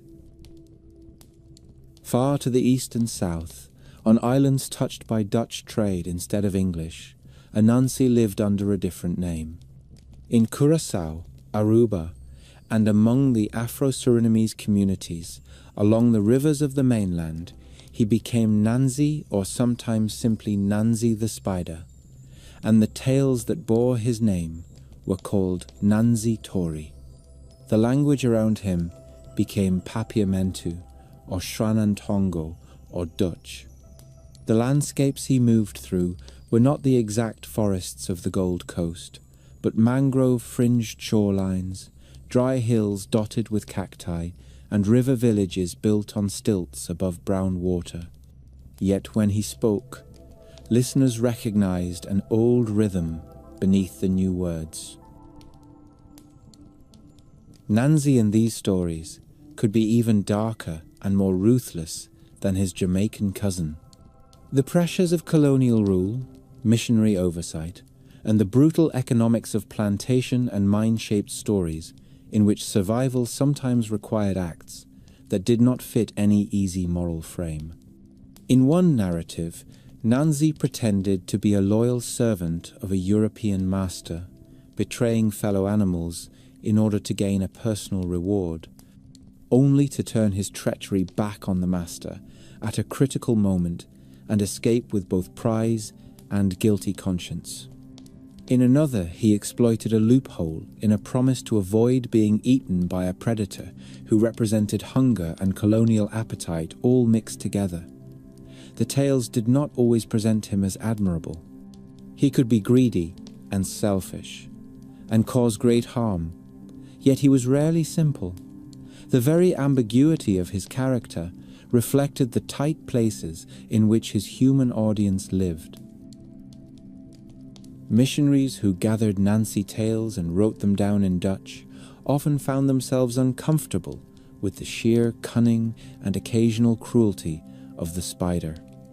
They tried to interpret him as a symbol of sin or as a figure whose misdeeds needed to be balanced with explicitly Christian lessons. The people who told the stories in the first place did not feel that need. They understood that a trickster could be both necessary and troubling, that he could point out the hypocrisy of the righteous while still deserving a slap himself. In their understanding of the spirit world, there had always been beings who walked at the edge of acceptable behavior. Anansi slipped easily into that old conceptual space, carrying West African trickster logic into new Creole religious frameworks that combined African, European, and indigenous elements, with little regard for the neat categories outsiders preferred. On the coasts of South Carolina and Georgia, in the swampy islands and low fields watched over by moss-hung oaks, descendants of enslaved Africans developed a culture that would one day be called Gullah. Their speech blended English with African grammar and vocabulary in ways that preserved patterns of thought even when original words had been lost.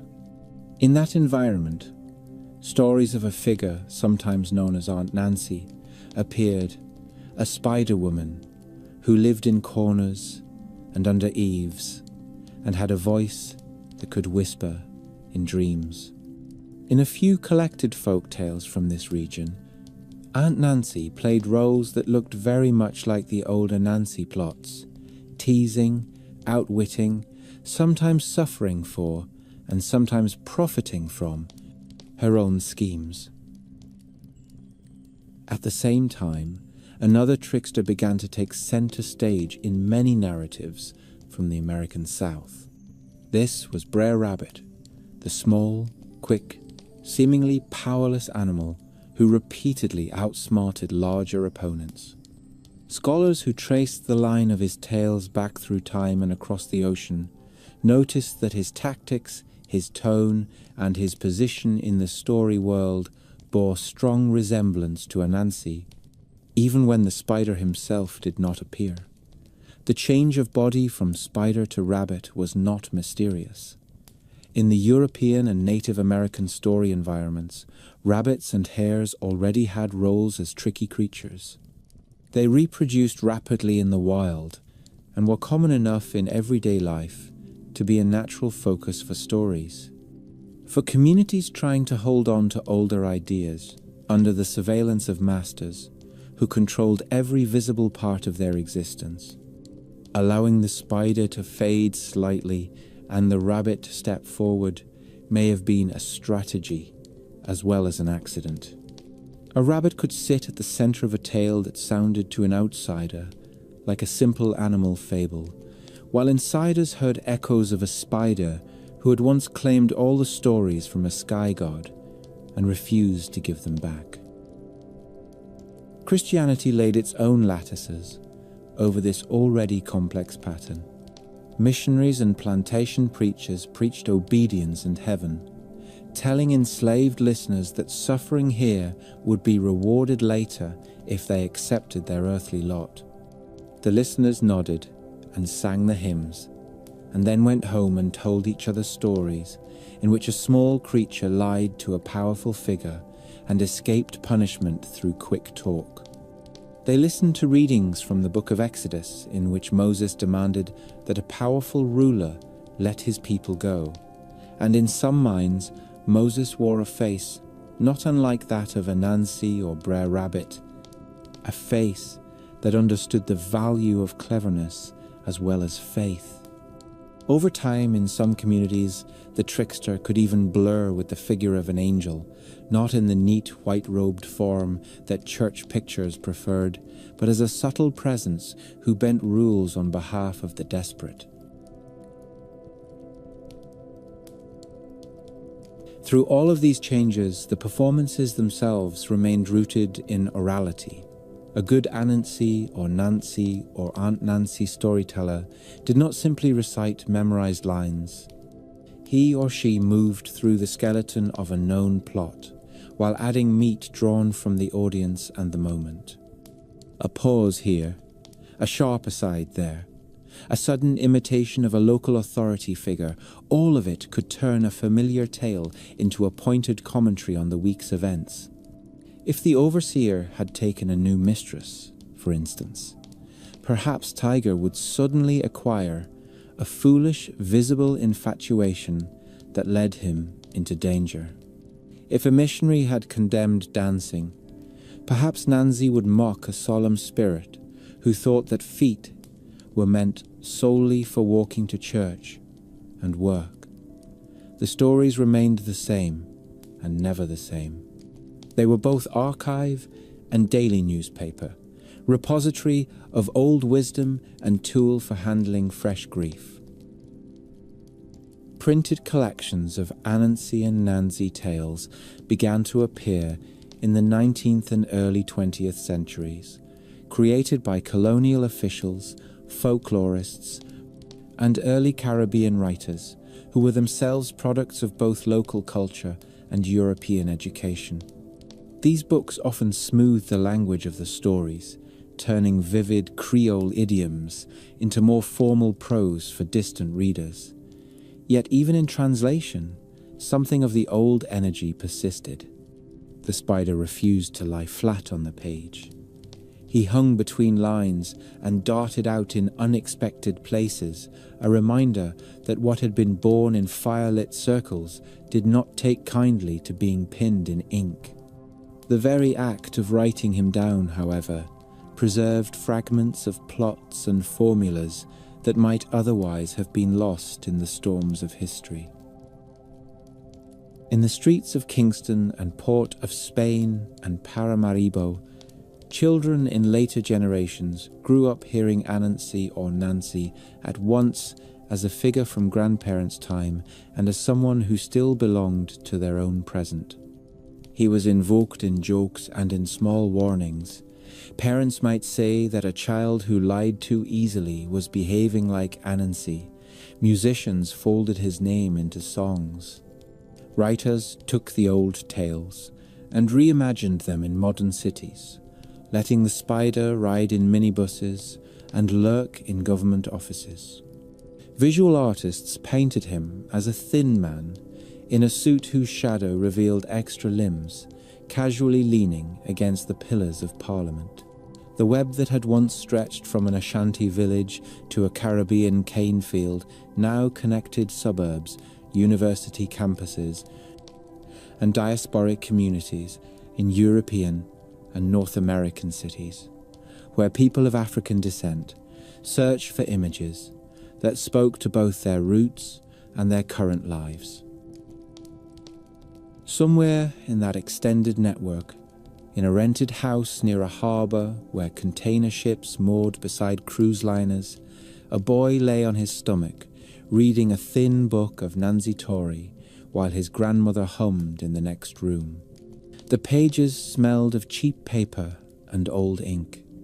The spelling of the words did not quite match the way he heard them spoken in his grandmother's mouth, but he could feel the same quick intelligence in the spider's voice. When Nancy outwitted King and came away from the palace with a bag of grain he was not supposed to have, the boy's laughter carried a flavour of satisfaction that had been tasted by children on other continents centuries before.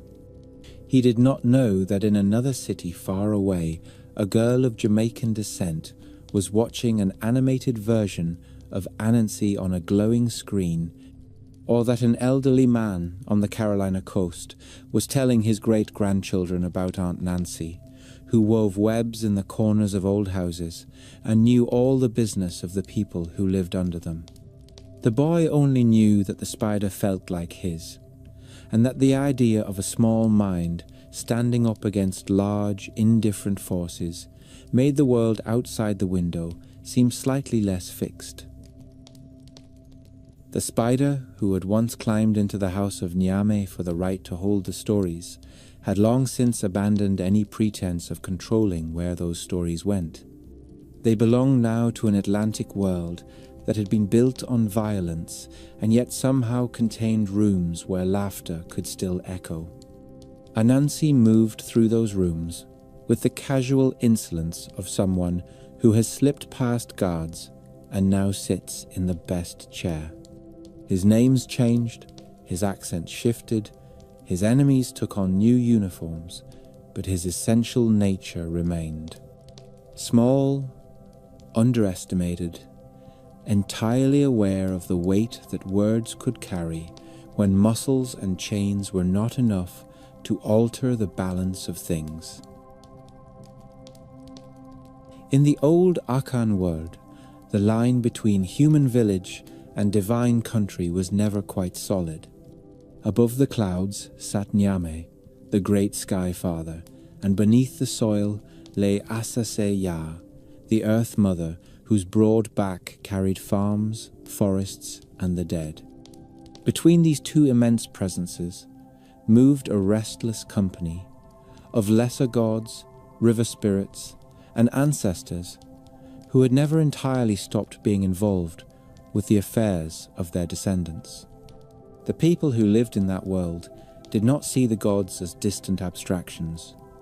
They addressed them in the practical language of offerings and proverbs, and expected in return a measure of order in the seasons and some answers, however indirect, to the questions that came with every year. Nyame had once kept all the stories locked in his sky house, but his authority extended far beyond tales. He owned the rain that could make a field rich or ruin it, the sun that fed the yams, the thunder that could strike a tree apart in a moment. Asase Ya owned the ground itself, and she was so deeply respected that on her sacred day farmers would refuse to break the soil, no matter how urgent the work. There were gods of the sea and the river, protectors of specific towns, guardians of metal working and war, and shades of mighty ancestors who were called upon when disputes could not be settled by ordinary talk. In this crowd of powerful beings, Anansi might have seemed at first glance like an accident. A small spider with a round belly and thin legs, a creature whose favourite activities were eating, sleeping, and thinking up clever lies. Yet it was precisely in the spaces between the great powers that he found his place. Some Akan traditions call Anansi a child of Nyame and Asase Ya, which, if taken literally, would make him a god in his own right, though a very peculiar one. He is sometimes described as Kwaku Anansi, Kwaku being the sole name for a male born on Wednesday, a detail that anchors him in the same naming system that marks ordinary human lives. This double identity, half divine and half domestic, allows him to move across boundaries that others cannot cross so easily. He can sit at a hearth and complain about lazy children, and in the next breath climb a thread of silk into the presence of the Sky Father. He can play tricks on animals and neighbours, and then turn that same talent on gods, spirits, and even the great forces that shape birth and death. There are stories in which Anansi demands more from Nyame than just the pot of stories. In one tale, the Sky Father had drawn himself up away from the earth long ago, offended by the quarrels and foolishness of humans. The distance between sky and ground became greater with each insult, until even tall trees could no longer reach his realm. People lamented that their prayers could not find him. Anansi, irritated by the difficulty of sending his petitions upward, suggested that they pile pestles, those long wooden tools used for pounding grain, on top of one another to make a living tower. People did, as he said. The tower climbed higher and higher into the sky, a column of wood and effort and collective breath. Anansi joined the climb, not at the front, but somewhere in the middle, close enough to claim credit, far enough to avoid being crushed if things went wrong. Things did go wrong. When the tower swayed and the topmost climber dropped his pestle, the cascade of falling wood turned the human attempt to reach the divine into a rain of destruction.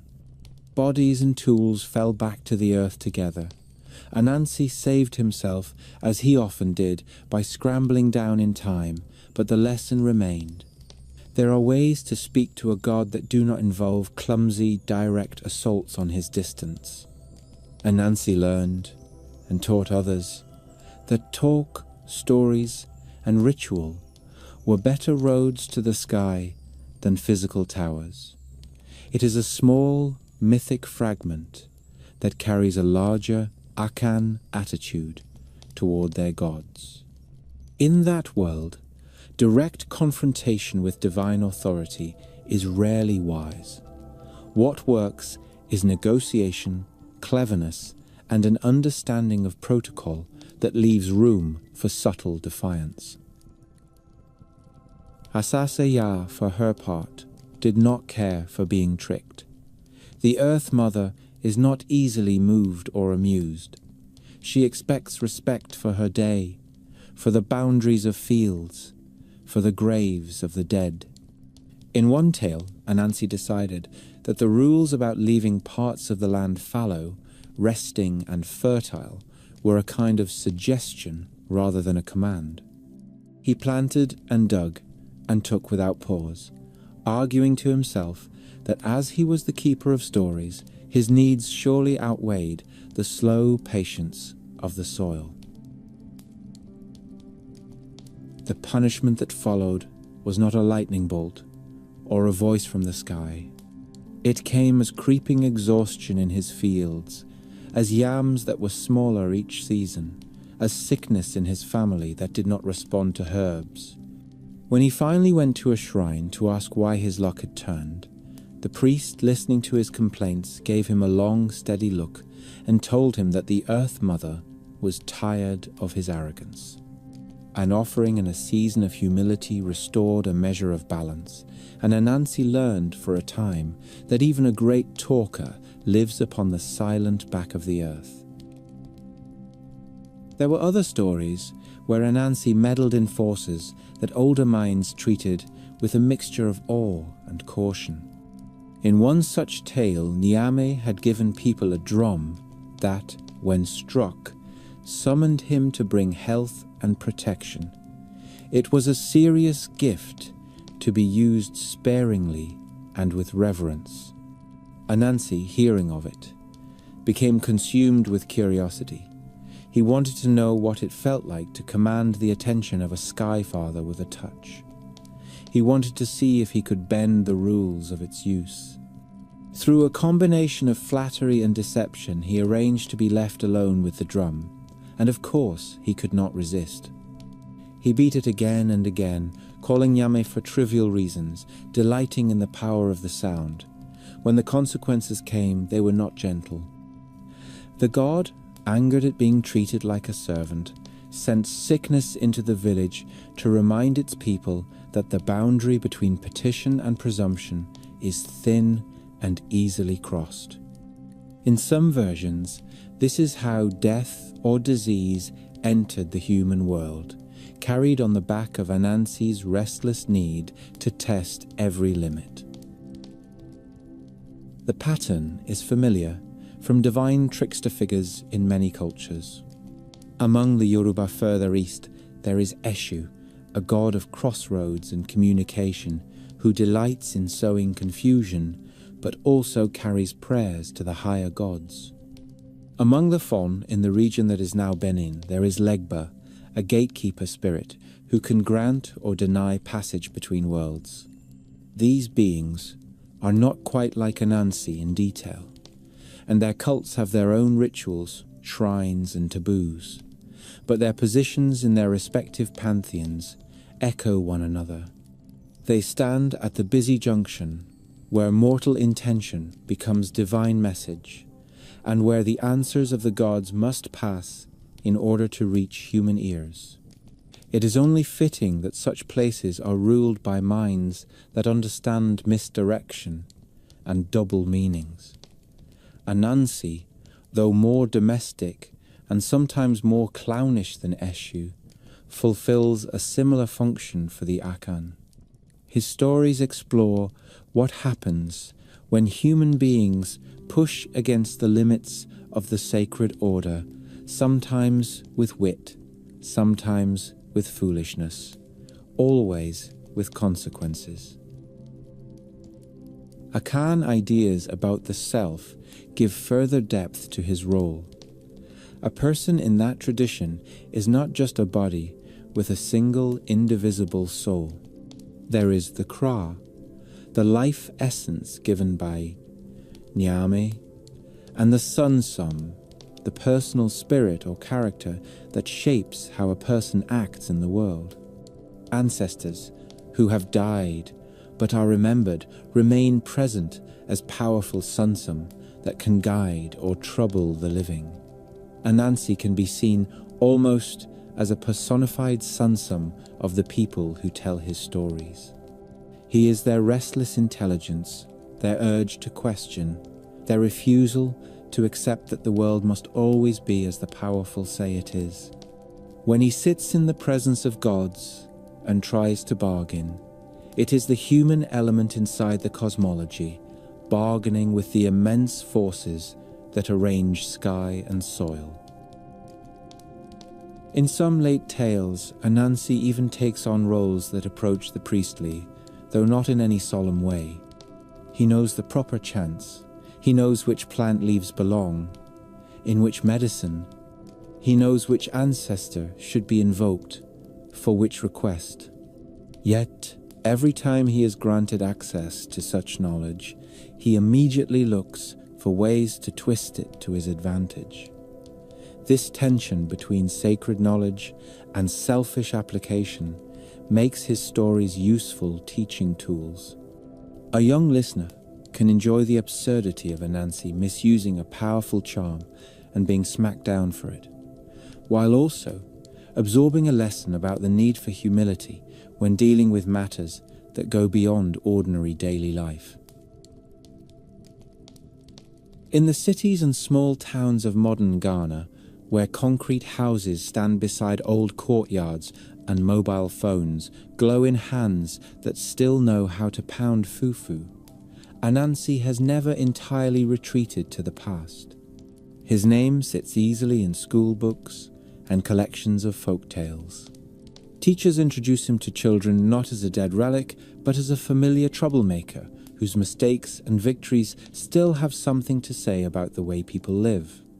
In Twi and in English, he appears in stories that describe traffic jams and market arguments with the same amused eye that older tales turned on forest paths and royal courts.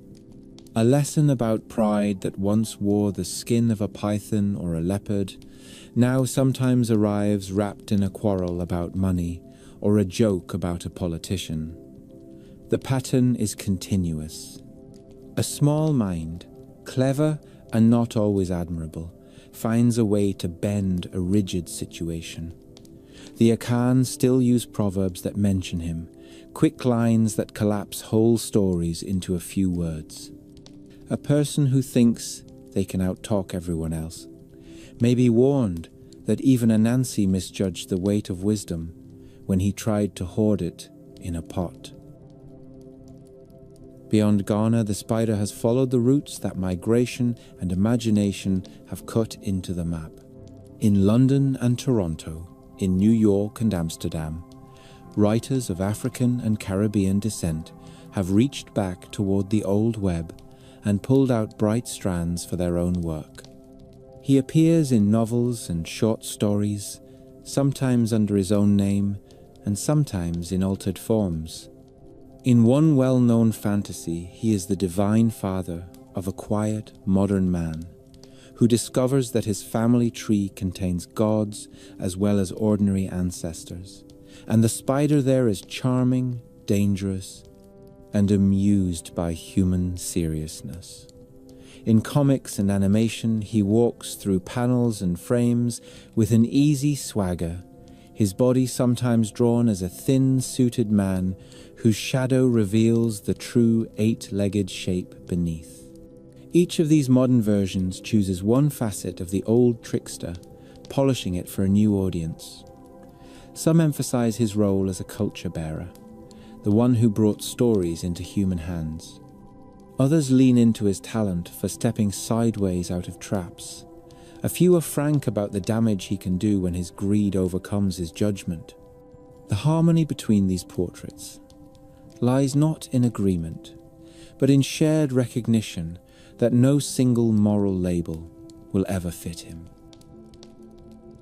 Folklorists and anthropologists have long since stopped thinking of Anansi as a trivial village entertainment. They track his crossings through time and space with the same care that merchants once used for gold and spices. They point out how his stories encode social rules, how they preserve memories of the slave trade and its violence in disguised form, how they keep alive patterns of call and response that bind communities together. In the Americas, particularly in the Caribbean, Anansi has become a conscious symbol of resilience. Festivals celebrate him with performances and costumes. Playwrights put him on stage, facing authorities that wear the faces of colonial governors or modern bureaucrats. Activists borrow his name for community projects and media platforms that aim to tell stories that the mainstream ignores. In an age that talks endlessly about narratives and who controls them, a spider who once fought a sky god for the right to own stories does not feel out of place. Even the new world of glass and code, of networks that transmit more information in a minute than an entire village might once have heard in a month, has a place that suits him. The image of a World Wide Web, a mesh of connections in which each point touches many others, feels suspiciously like an echo of his oldest symbol. He turns up in essays about digital culture as a metaphor for the way small voices can travel far. He appears in online fiction, in games where characters bargain with a spider god in exchange for luck or knowledge. Children who have never seen a forest outside of video screens meet him in picture books and cartoons. They learn that he is sometimes a hero and sometimes a fool, and that the same mind can live both roles at different times. That understanding, once taught beside hearths of clay, now moves through apartments and classrooms and the back seats of cars where small readers stay up late with electronic pages. Some nights a reader, lying awake in a city apartment that looks out over traffic instead of yam fields, reaches the end of another retelling of his exploits. The page may show him as a man with a grin that never quite settles, or as a small spider sitting at the center of an ornate web. Outside the window, the lights of other lives burn in hundreds of rectangles. Inside the mind that follows his path, there is a sense, half playful and half serious, that somewhere behind the clutter of the modern world, there is still a thin line of silk that runs back through slave ships and plantation huts, and Ashanti courtyards, and finally into the bright house of Nyame, where the first stories waited. The line is not broken, it only shifts its shape. Anansi moves along it without hurry, as much at home in the corner of a ceiling above a humming refrigerator as he once was in the thatch of a village roof.